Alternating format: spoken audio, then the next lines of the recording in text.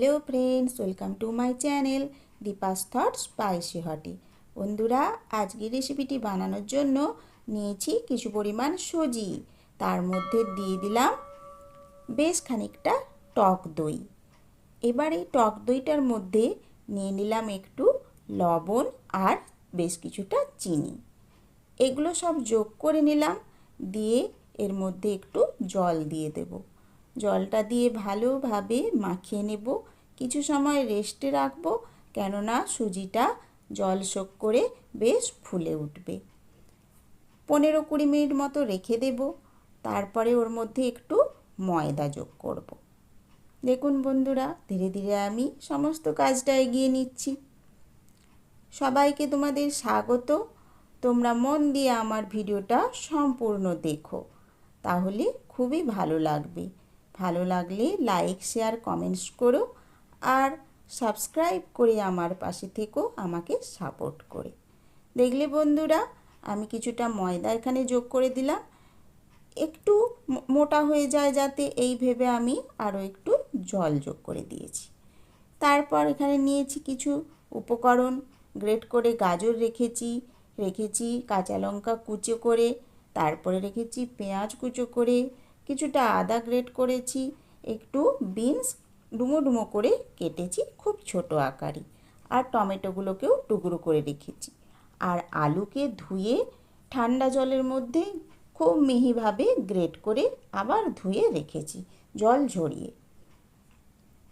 এইখানে দেখো কিছু লবণ, একটু হলুদ, একটু লঙ্কা গুঁড়ো, একটু পাঁচফোড়নের মধ্যে মানে মেথি, কালো জিরে, মৌরি, আর হচ্ছে একটু একটু সর্ষে আর শুকনো লঙ্কা, সামান্য একটু হিং আর একটু কসৌরি মেথি একটা প্লেটের মধ্যে সাজিয়ে রেখেছি। এই সমস্ত মশলাগুলো আমার রান্নায় লাগবে। তো এবার একটু সাদা তেল গরম করে ওর মধ্যে শুকনো লঙ্কাটা ফোড়ন হিসেবে দিয়ে দিলাম। এরপর একটু গরম হয়ে ভাজা ভাজা হলেই আমি কালো জিরেটা দিয়ে দিলাম। কালো জিরেটা আবার একটু ভাজা হয়ে গেলে এর মধ্যে যোগ করছি হলুদ সর্ষে। এইটা সামান্য একটু ভাজা ভাজা হয়ে একটু ফুটফাট করবে তখনই পরবর্তী উপকরণ দেব, সেটা হচ্ছে মেথি খুব সামান্য নিয়েছি। তারপরে আমি মৌরি যোগ করে দিলাম, তারপরে দিয়ে দিলাম হিং। সমস্ত উপকরণগুলো মানে এই ফোড়নের মশলাগুলো সামান্য পরিমাণে নিয়েছি। এইবার এগুলো ভালোভাবে একটু যখন ফুট হয়ে যাবে, মানে লালচে আভা এসে যাবে, তখন আমি গ্রেট করে রাখা আলুগুলো ওর মধ্যে দিয়ে দেব। এবার ওর মধ্যে দিয়ে এবার ভালোভাবে একটু নাড়ানাড়ি করে নিচ্ছি। এইবার এর মধ্যে যোগ করে দিচ্ছি ধীরে ধীরে গ্রেট করে রাখা গাজরটা যোগ করার পরে আবার ভালোভাবে একটু নাড়িয়ে নেব। দেখে নিন বন্ধুরা, এইভাবে একটু নাড়ানাড়ি করে ভাজা ভাজা ভাব আসবে। তারপরে আমি বিনসগুলো যোগ করে দিলাম। বিনসটা দেওয়ার পর আবার ভালোভাবে একটু নাড়িয়ে নেব সমস্তটাকে। বেসিক্যালি নাড়ানাড়ি করে এদেরকে মশলা বলতে এই ফোড়নগুলোর সাথে একটু ভালোভাবে রান্না হওয়ার সময় দেব। তো ঢাকনা চাপা দিয়ে করলাম যাতে গন্ধটা তরকারির মধ্যে প্রবেশ করে। এরপর ঢাকনাটা খুলে আমি ডুমো করে কেটে রাখা পেঁয়াজ কুচো আর গ্রেট করে রাখা আদাটা যোগ করে দিলাম, আর সাথে সাথে দিয়ে দিলাম কাঁচা লঙ্কা কুচিগুলো। এরপরেই আমি দিয়ে দিলাম টমেটো কুচিগুলো। সেই সমস্ত উপকরণ যোগ করার পর আবার ভালোভাবে নেড়ে নিচ্ছি। এইবার ঢাকনা চাপা দিয়ে কিছু সময় রান্না হয়ে গেল।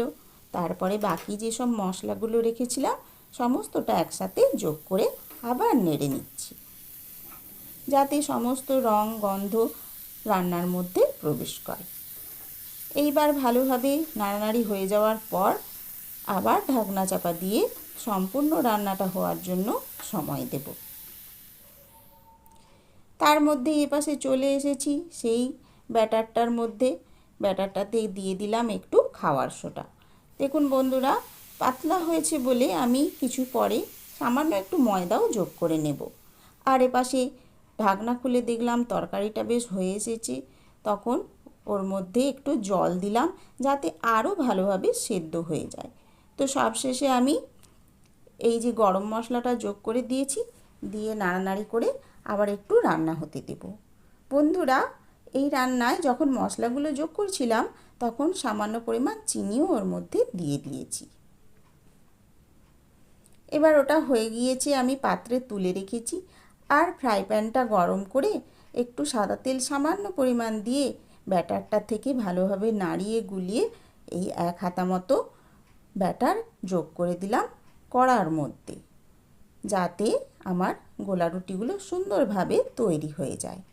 ধীরে ধীরে একটা একটা করে একটির পর একটি করে সমস্ত রুটিগুলো আমি বানিয়ে নিচ্ছি। দেখুন বন্ধুরা, এইভাবে আমি বানিয়েছি।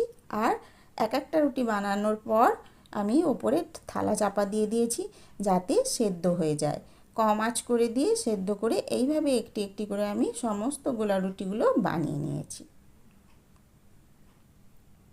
এইবার এইভাবে মুড়ে তরকারির সাথে আমরা পরিবেশন করতে পারি, অথবা এইভাবে যেমন এখন দেখাচ্ছি এভাবেও আমরা পরিবেশন করতে পারি। একটি একটি করে তরকারি দিয়ে রোল করে পুরো সুন্দরভাবে সাজিয়ে আমরা পরিবেশন করতে পারি। খেতেও সুবিধে আর দেখতেও ভালো লাগে। দেখেছেন বন্ধুরা কিভাবে আমি বানিয়ে নিচ্ছি একটি একটি করে। এটি টিফিন হিসেবে বা লাঞ্চ বক্সে অফিসে সবাই নিয়ে যেতে পারবে, ব্রেকফাস্ট হিসেবেও খেতে পারবে। এইভাবে আজকের রেসিপিটি আমি সম্পূর্ণ করলাম। গোল গোল গোলা রুটি বানিয়ে নিলাম একটি দুটি, তার সাথে তরকারি লাঞ্চ বক্সে প্যাকিং করি। বন্ধুরা, এইভাবে আজকের রেসিপিটি লাঞ্চ বক্স হিসেবে বানিয়েছি। আপনারা দেখে বলুন রেসিপিটি আপনাদের কতটা ভালো লেগেছে।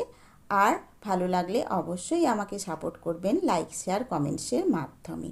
আর অবশ্যই সাবস্ক্রাইব করে দেবেন বন্ধুরা, তবে আমার উৎসাহ উদ্দীপনা অনেক গুণ বেড়ে যাবে। আপনারা ভালো থাকবেন। ধন্যবাদ।